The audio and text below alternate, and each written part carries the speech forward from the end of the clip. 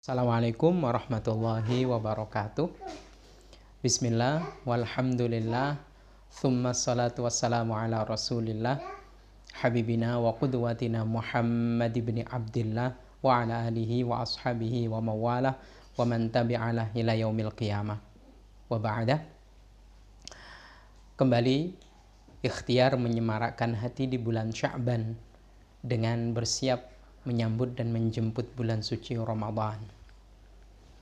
Saudara-saudariku sekalian yang dirahmati Allah, begitu familiar firman Allah Subhanahu wa taala, a'udzubillahi minasyaitonir rajim, ya ayyuhalladzina amanu kutiba alaikumusiyam kama kutiba alal ladzina min qablikum la'allakum tattaqun. Ayat ini terdengar sangat syahdu, menyentuh sisi kebatinan kita dan akhirnya menghadirkan sensasi Ramadan yang sangat kuat pada jiwa kita. Semoga Allah Subhanahu wa taala memampukan kita untuk optimal dan maksimal di bulan suci Ramadan ini. Amin Allahumma amin. Ayat yang tadi saya bacakan yang sangat familiar ini turun di kota Madinah. Oleh karenanya para ulama menyebutnya dengan surat atau ayat Madaniyah. Dalam tafsir dijelaskan bahwa ayat ini turun di tahun kedua pasca hijrah.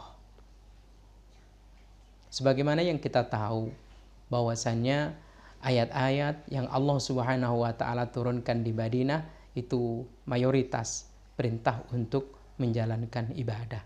Satu di antaranya adalah perintah untuk menjalankan ibadah shaum. Saya ingin mengajak kita semuanya untuk merenungkan dan mengkaji hal yang unik dari ayat yang dimulai dengan kata ya ayyuhalladzina amanu kutiba alaikumus siyam. Pertanyaannya, siyam atau shaum itu berat apa ringan? Saya yakin ada yang menjawabnya ringan, ada pula yang menjawabnya berat dengan berbagai macam alasan. Lalu dalam pandangan Allah dan Rasulnya, shaum itu bagi kita hambanya dan umat Nabi Muhammad SAW berat apa ringan? Mari kita tengok bersama-sama. Para ulama menghadirkan satu pemahaman untuk mendekatkan kita pada utuhnya pemahaman terhadap firman Allah Subhanahu wa taala. Di dalam surat Al-Baqarah itu ada 4 perintah yang berbeda yang menggunakan kata kutiba. Artinya Allah Subhanahu wa taala itu menggunakan kata kutiba untuk memerintahkan agar hamba-hambanya menjalankan 4 perintah berbeda yang ada di dalam surat Al-Baqarah. Mari kita tengok bersama. Yang pertama, di dalam ayat 178 Allah Subhanahu wa taala berfirman, a'udzubillahi minasyaitonirrajim, ya ayyuhalladzina amanu kutiba alaikumul qisasu fil qatla. Wahai orang-orang yang beriman, kutiba diwajibkan alaikum atas kalian, al-qisasu menegakkan hukum qisas, fil qatla dalam kasus pembunuhan. Tentunya kasus pembunuhan berencana. Kasus pembunuhan hukumannya adalah qisas. Qisas itu kudu mati. Nah, perintahnya adalah kutiba. Yang kedua, di dalam ayat 180, a'udzubillahi minasyaitonirrajim, kutiba alaikum, diwajibkan atas kalian, idza hadara ahadakumul mautu in taraka khairanil wasiyah. Diwajibkan atas kalian jika datang tanda-tanda kematian atas kalian, diwajibkan untuk berwasiat jika meninggalkan harta kekayaan. Sekali lagi, mati urusannya.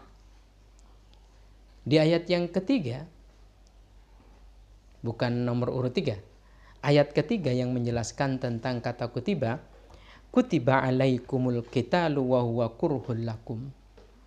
diwajibkan atas kalian perang, dan perang itu sangat kalian benci. Lagi-lagi perintahnya adalah terkait dengan kematian. Mari kita renungkan.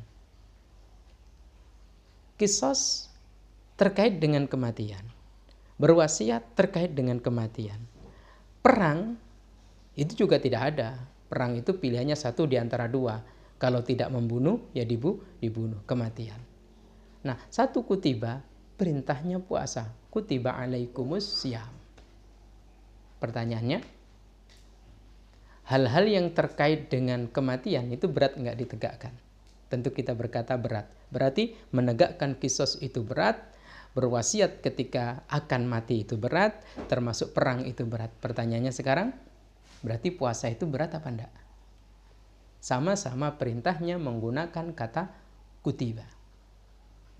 Maka sebagian ulama memberikan pencerahan buat kita.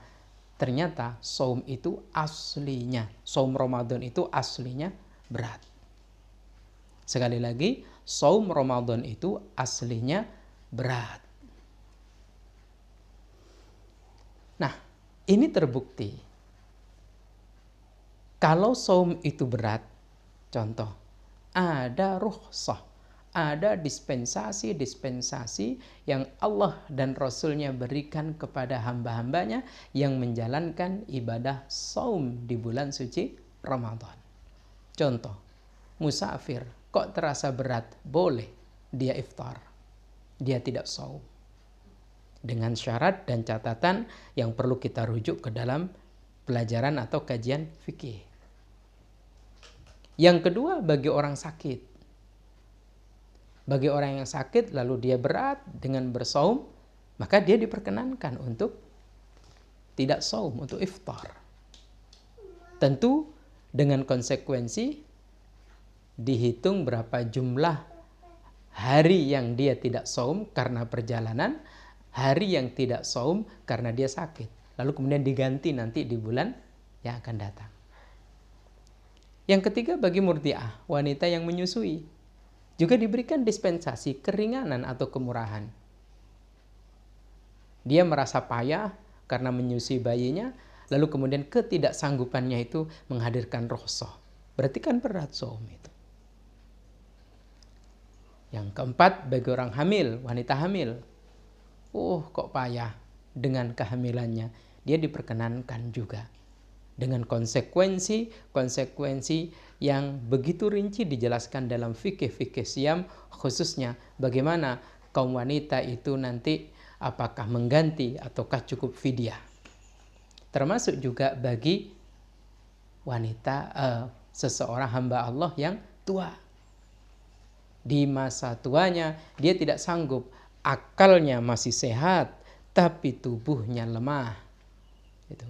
Lalu kemudian dia tidak sanggup untuk berpuasa. Bagaimana? Intinya adalah saum itu aslinya berat. Kenapa Allah Subhanahu wa taala menyamakan perintah saum itu dengan perintah perang, berwasiat, dan juga qisas yang ketiga-tiganya itu urusan nyawa, urusan mati. Padahal orang saum tidak ada ceritanya orang saum itu mati, tidak ada. Ini menggambarkan untuk kita. Kalaulah saum Ramadan itu ringan, tentu tidak akan banyak saudara-saudara kita yang meninggalkan saum Ramadan. Andaikan saum Ramadan itu sama dengan hadir di sholat Idul Fitri, sudah barang tentu tidak ada orang yang tidak saum di bulan suci Ramadan. Inilah salah satu rahasia kenapa Allah Subhanahu wa taala perintahkan saum itu dengan kata kutiba. Nah,